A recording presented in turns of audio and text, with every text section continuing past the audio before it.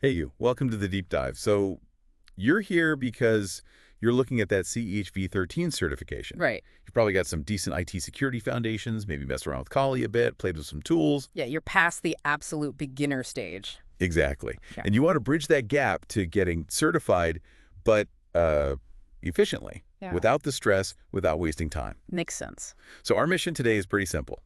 Give you 5 clear, actionable steps, tailored for you, the intermediate learner, aiming for CEH V13. And it's interesting, isn't it, moving from just knowing about stuff to really understanding how it works and, a real scenario. Totally. It's not just flashcards this time. No, definitely not. It's about getting that practical grasp the CEH is actually testing. Okay, let's dive right in then. Step 1, refresh and sharpen the essentials. Mm-hmm.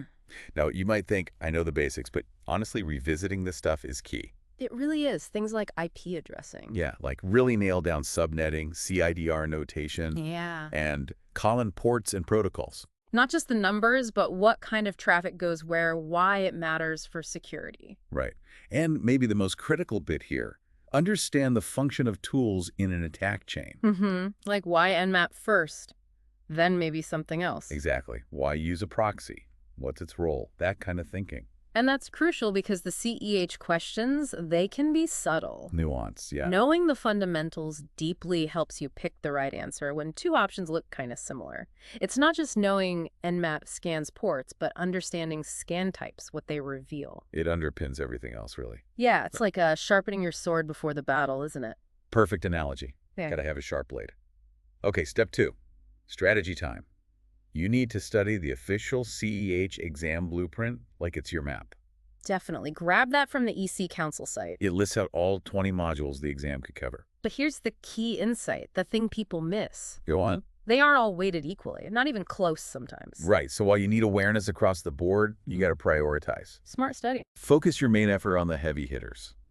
Things like footprinting and reconnaissance, That initial info gathering, yeah. system hacking getting in, staying in, malware threats, always big. Web app attacks, huge these days. Can't forget those. Social engineering, too, surprisingly effective. Always.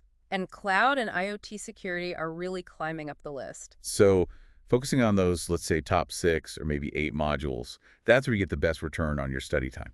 And if you think about it, those areas often mirror the big threats we see out there, in the real world. True. So Yeah. you're prepping for the exam and for practical work. Exactly. Right. Smarter, not just harder. So keep that blueprint nearby as you study. Use it like a checklist. Track your progress, see where you feel strong, where you're maybe a bit shaky. Keeps you organized. Okay, step 3.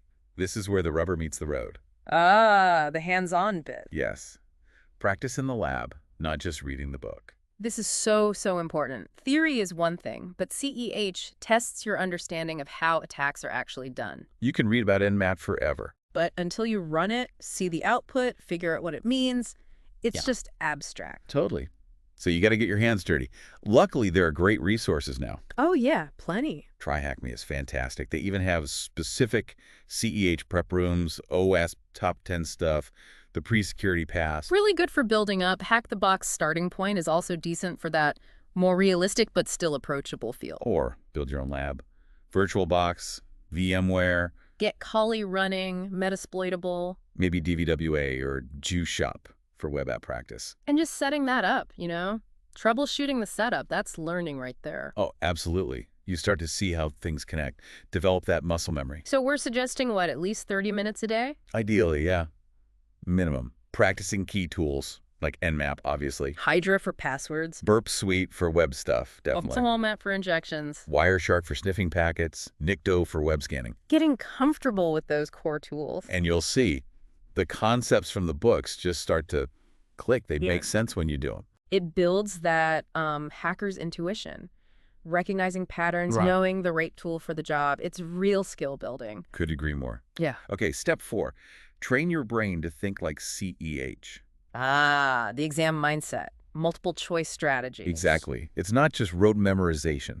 It tests how you approach scenarios, make decisions. Which is why timed mock exams are gold. You got to simulate the pressure. Oh, Those sounds good, the official EC Council practice tests. use them.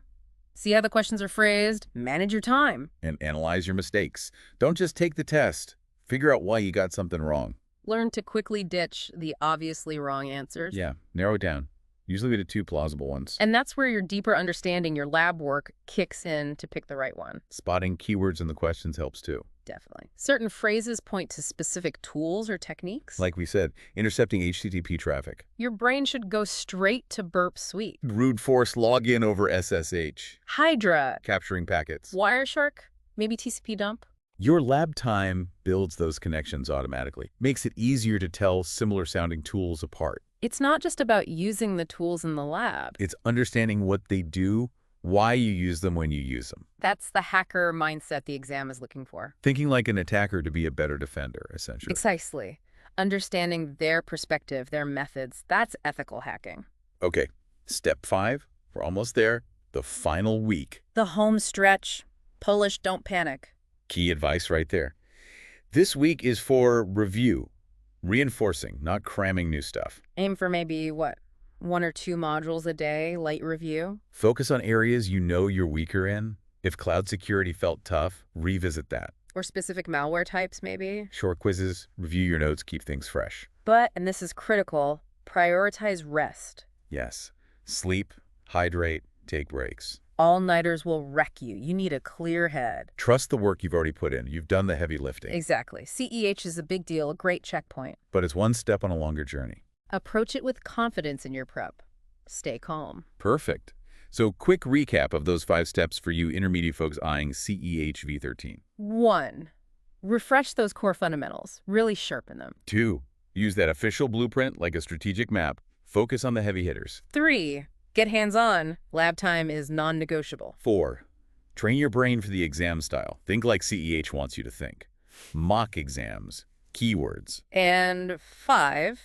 Final week. Polish. Review weak spots. Rest. No panic cramming. You've got the foundation. Now it's about organization, focus, and confidence. Absolutely. And hey, we'd love to hear how your prep goes. Any questions, insights, find us on Instagram or Discord. Yeah, connect with us. And as you keep learning, think about how understanding both attack and defense, how mastering each tool deepens that dual perspective. It really makes you a more rounded security pro. Long after the exam. Hack smart, stay legal, and never stop learning. We'll catch you on the next deep dive. And here's something to chew on. How does actually doing an exploit in your lab successfully change how you think about defending against that very same thing in the real world? Think about that shift in perspective.